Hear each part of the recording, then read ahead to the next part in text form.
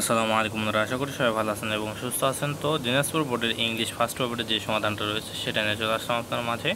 তো এখানে এক থেকে শুরু করব। তো এখানে একের আপনার এ নম্বরের অ্যান্সারটা হবে, এখানে 2 নম্বর, বি নম্বরের অ্যান্সারটা হবে এখানে আপনার 3 নম্বর। এরপরে এখানে আপনার সি নম্বর অ্যান্সারটা হবে এ নম্বর এবং ডি নম্বরের অ্যান্সারটা হবে এ নম্বর। ই নম্বরের অ্যান্সারটা হবে এখানে আপনার হচ্ছে 3 নম্বর। এফ নম্বরের অ্যান্সারটা হবে 2 নম্বর। জি নম্বরের অ্যান্সারটা হবে আইভি। এইচ নম্বরের অ্যান্সারটা হবে এখানে আপনার আইভি নম্বর এবং আই নম্বরের অ্যান্সারটা হবে আইভি এবং জে নম্বরের অ্যান্সারটা হবে এখানে 3 নম্বর।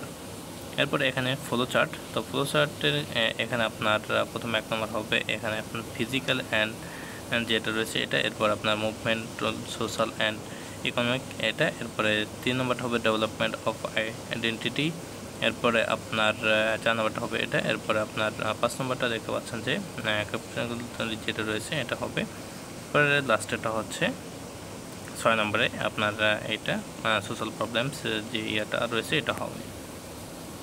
এরপরে আসি 4 নম্বরে। তো 4 নম্বরে প্রথমে আপনার এ নম্বরের অ্যান্সারটা হবে পপুলার। এরপরে আপনার বি নম্বরটা হবে এখানে দেখতে পাচ্ছেন যে এখানে হবে এক্সপার্ট, ডিআইএনজি, আইএনজি যোগ হবে। এরপরে ই নম্বর, সি নম্বরটা হবে এখানে আপনার ওভার।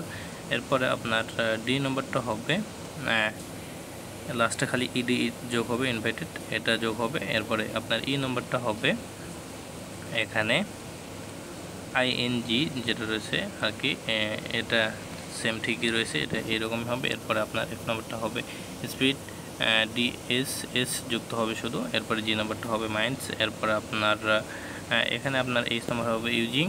এরপরে আই নম্বরটা হবে এটা। এরপরে যে নম্বরটা হবে ফ্যামিলি। এরপরে 5 নম্বরটা এখানে আপনার এই নম্বরটা হবে এটা। এরপরে বি নম্বরটা হবে ক্যান, সি নম্বরটা হবে মানে। এরপর আপনার ডি নম্বরটা হবে প্রপার। এরপরে আপনার ই নম্বরটা এই দুটোর মধ্যে যে কোনো একটা লিখতে পারবেন। এরপরে এফ নম্বরটা হবে এটা।